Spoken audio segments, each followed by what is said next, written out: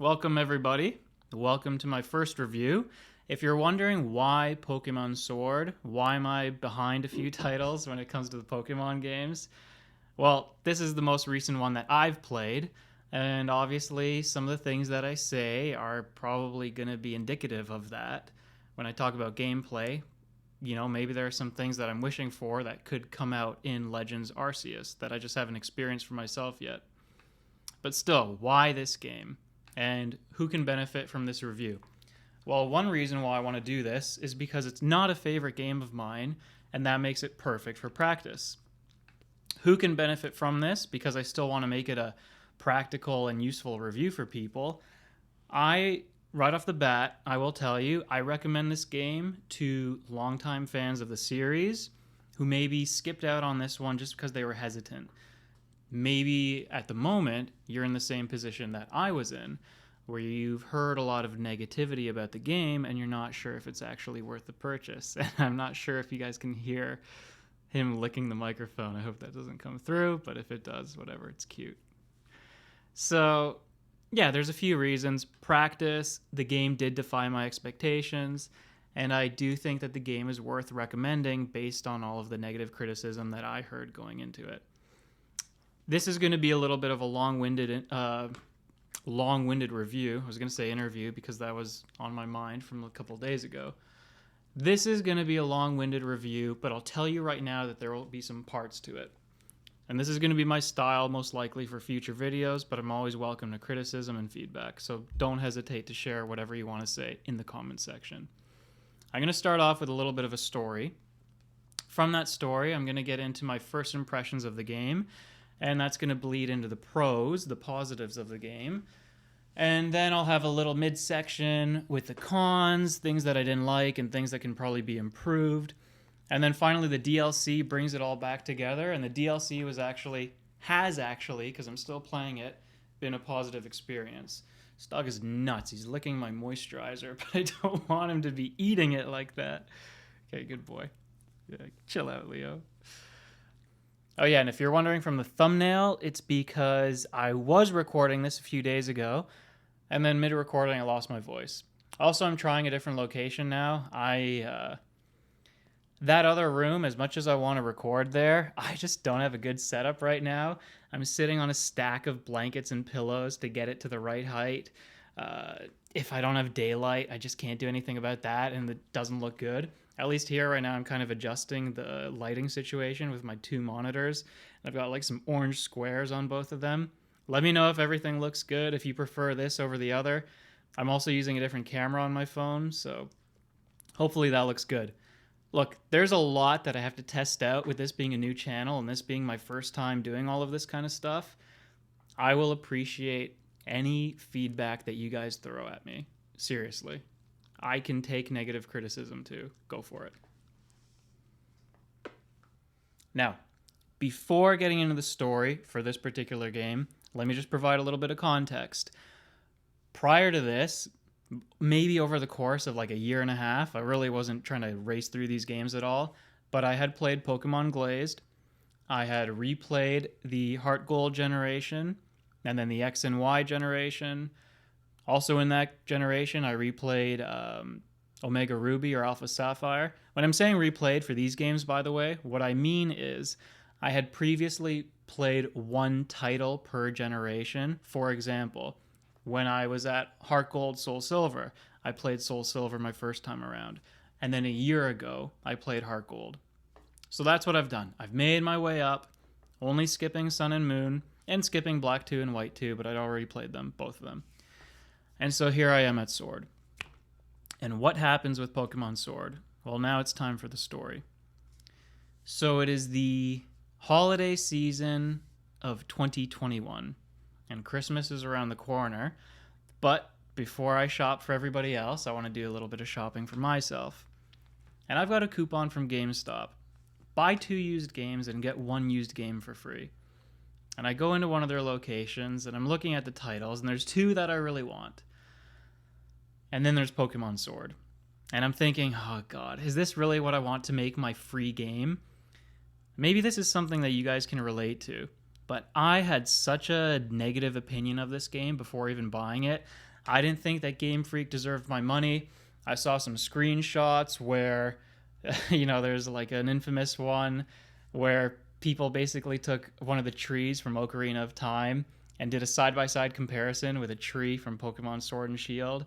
And they said, look at this. Look at the graphics in these games. Look at the product that Game Freak is delivering here. That was burned into my head. I couldn't forget that when I was holding the case in front of me. There was the controversy about not having every Pokemon in the series, that they were cutting the Pokedex down to 400, which I will say right now, I was fine with that. Having played the game, I'm fine with that. I know a lot of people have more time than me and they can probably make their way through a Pokedex of over 700 Pokemon, but I never once did I feel like, wow, there's not enough Pokemon in this game. I'm done already. I've already collected everything. Anyway, take you back to that moment though, where I'm holding the game and all these negative opinions are floating through my mind. And I'm at the cash register and I put the game down. I put it all down because I said if I'm not going to be able to redeem this voucher, then I'm not going to bother getting anything today. And over the next week, I kept on thinking about that, how I was holding Mario Kart 8 in my hand, and I can't remember the other game, and then there was Pokemon Sword, which is, whatever, I was fine with that. So the next weekend, I go into another GameStop location, and again, the third option there is Pokemon Sword or Shield. And I said, you know what? It's probably just meant to be. Part of me did want to play it. Part of me wanted to experience the game for myself rather than just listening to all the hubbub. And that's some pretty good advice for everybody. If it's a game that across the board is not getting just scathing negative reviews or the ultimate praise from everybody, kind of like right now what we're seeing with Elden Ring, you know what? Give it a shot. Maybe most people think it's good, but you're going to have a bad time with it. Maybe most people think it's bad, and you're going to have a good time with it. Or maybe it's going to meet your expectations, or maybe it's not going to. But the point is, there were so many mixed reviews and mixed opinions on this game. I was focused on the negatives. My expectations going into it and what I thought my experience would be closer to rock bottom. And spoiler alert, I actually had a good time. Like I said, I'm recommending this game to people who are fans of the series. And my rating for it, which you'll hear at the end of the video, is actually pretty decent. So, I've got the game in hand. And Christmas now is just a few days away. My brother and I decide that we're going to kind of bunker up for the holidays, and we'll do a few days at my parents' house, and it's going to be like reliving old times. I brought the Switch over, the lights are all decorated, and the place is festive, and my mom's busying herself. And I got to take one more tangent here just to give another little story. Growing up, my mother was definitely supportive of me being a fan of Pokemon. I was never obsessed. I wasn't like some super fan or anything like that. But I was certainly into the series, and it was probably my favorite series of any kind of media growing up. And so what that meant from her is she would learn the characters, and she let me watch the show. She would buy me the video games. She bought me some of the little toys when we would go out. So we popped the game in, and I'm playing it. And it's pretty cool that there's this cutscene going on to start the game. I'm excited. What are they doing on the Switch? What's this first 3D Pokemon experience going to be like? And here's the camera moving around Chairman Rose, who's so ugly, by the way. I mean, this guy just... I don't know why they do the facial hair this way. It just doesn't look good in a cartoon style, but somebody or some buddies approved of it. And this is the character that we get in the game. Thankfully, we're not playing as this character, but the designs for some of the characters who you interact with the most, those could have been a lot better. Anyways, the game starts out, and with any RPG, I love to go around different rooms, different buildings, click on everything, interact with the different items and objects in the world. In Pokemon games, when you go up to a bookshelf or when you go to a painting or a TV, there's always going to be some unique flavor text. In past games, in some of the remakes, no, even on the older games, you know what? This has never been a particularly strong point of the games. There are locations where you get unique flavor text, and then maybe for 95 to 98% of the rest of the game, It's a lot of reused text. Well, it seemed like this game was starting off really strong, and most objects, when you click on them, they have something unique to say, something unique to convey to the player about this game world. I like it. It's going really well. I exit the starting location, and you have a little interaction with another character, and you start to see little bits of the world and all the detail in it. And it is really detailed in this first town. And I want to emphasize that point. This game is front loaded with a lot of goodies and interaction and pretty graphics and assets littering the maps. And that kind of peters off as the game plays out. But it starts off strong. It hooks you in. One of the things especially that really got me when I started playing, there's this little bridge in the first town, and as your character is crossing the bridge, the camera just does a slight little twist just to reveal a little bit more that's over the horizon. And it's gorgeous. For a Pokemon game, like, let's just keep our expectations in check, and from everything that we've seen so far, we know it's not going to be Breath of the Wild, we know it's not going to be the latest Far Cry or Final Fantasy, but for what it is, for a Pokemon game, and that's how I'm judging this, it looks fantastic. It looks amazing. We get to the starters, and I'm wondering, what am I going to do with my starter now?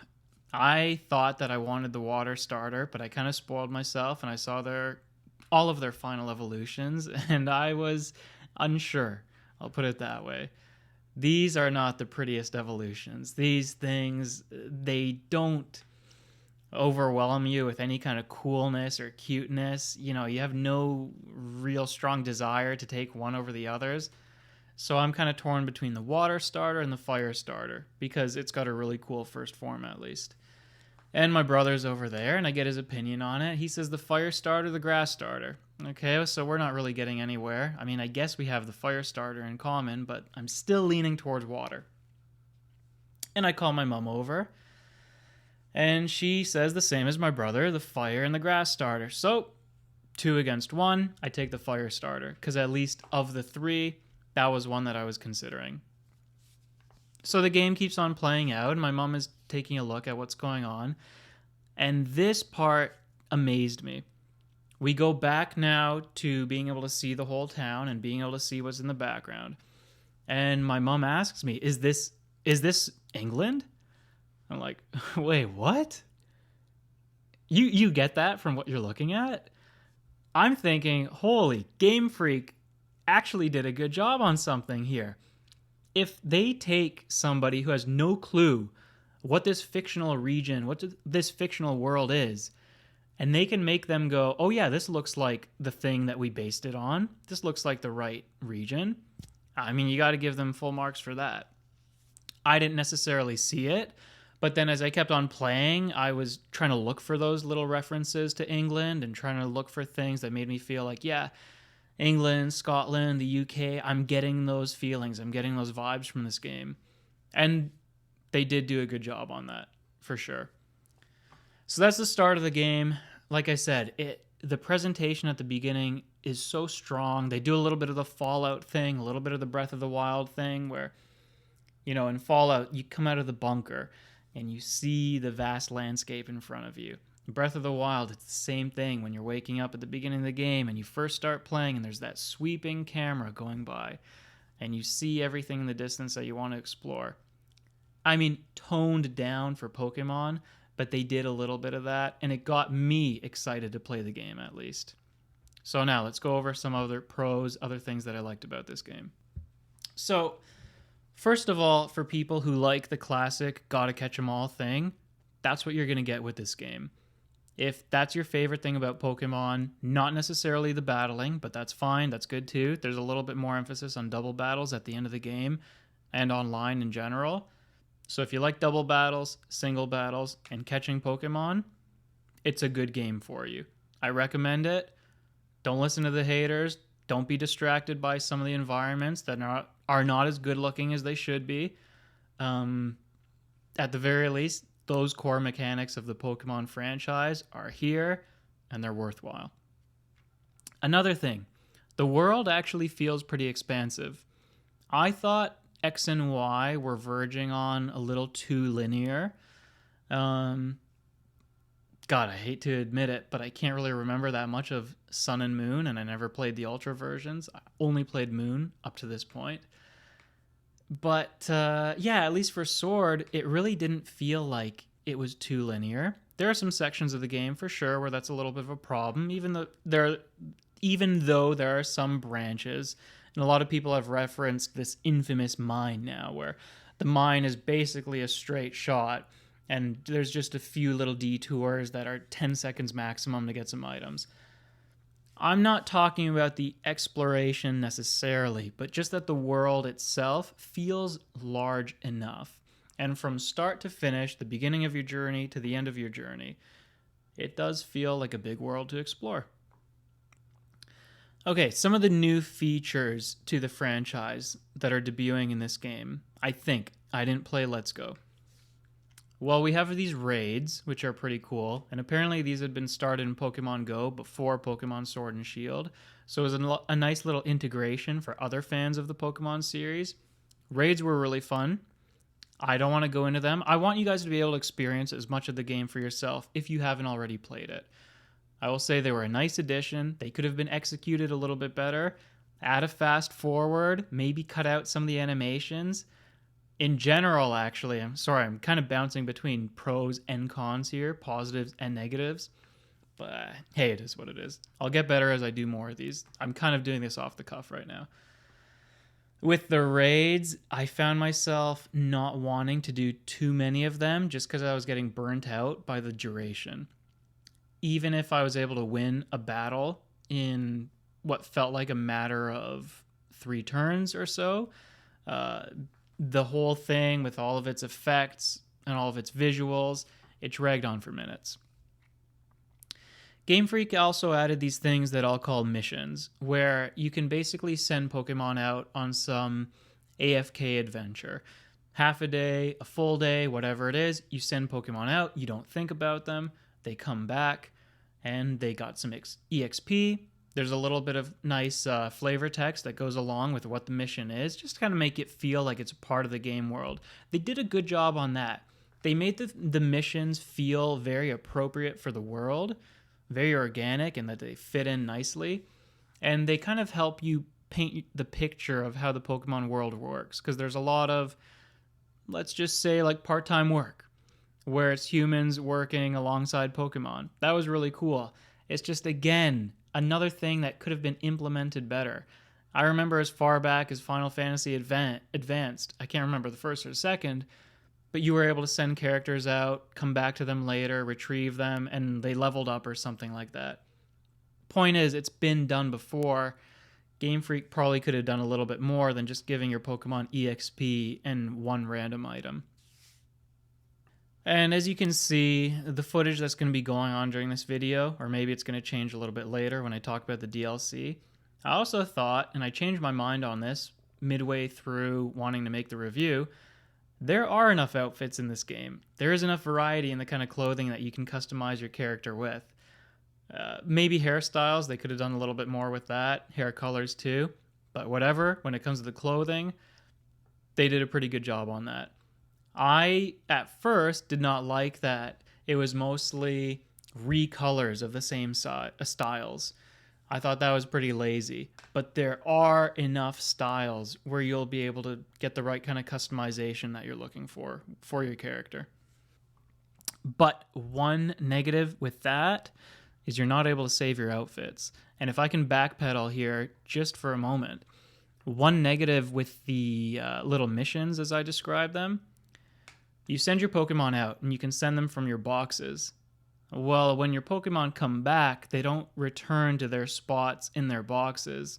They go from box 1 and they just fill up all available spots from there in order. So you guys can see here, I'm going to put a little clip where I've actually shuffled my boxes along. I put an empty box in the first box location, and I use that for any Pokemon that I send out on missions. When they return to me, they're going to fill that empty box dedicated to them. I'm sorry if that was a little bit convoluted, but hopefully with the video clip, you see what I'm talking about. Here's a tip for you. When you're playing the game, you take an empty box and you slide it into the first box location in your PC. Okay. Here's something that was really disappointing for me. Evolutions are just way too quick. I think one of the most exciting things about Pokemon, whether you've seen it 10 times or 20 times or never before, is your Pokemon evolving. And having played so many of the games, I have the timer in my head for how long that evolution screen should last, right?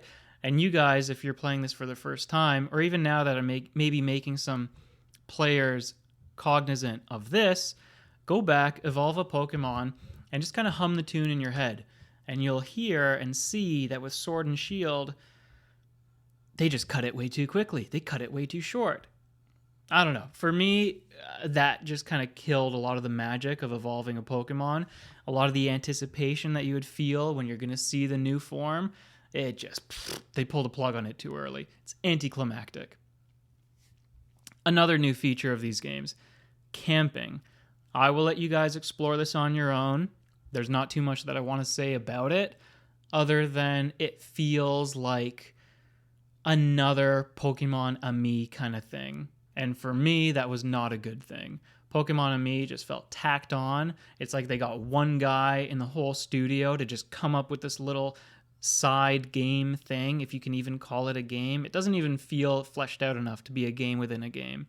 It just feels underwhelming, unfinished. And like a lot of the things that I've mentioned, not executed perfectly.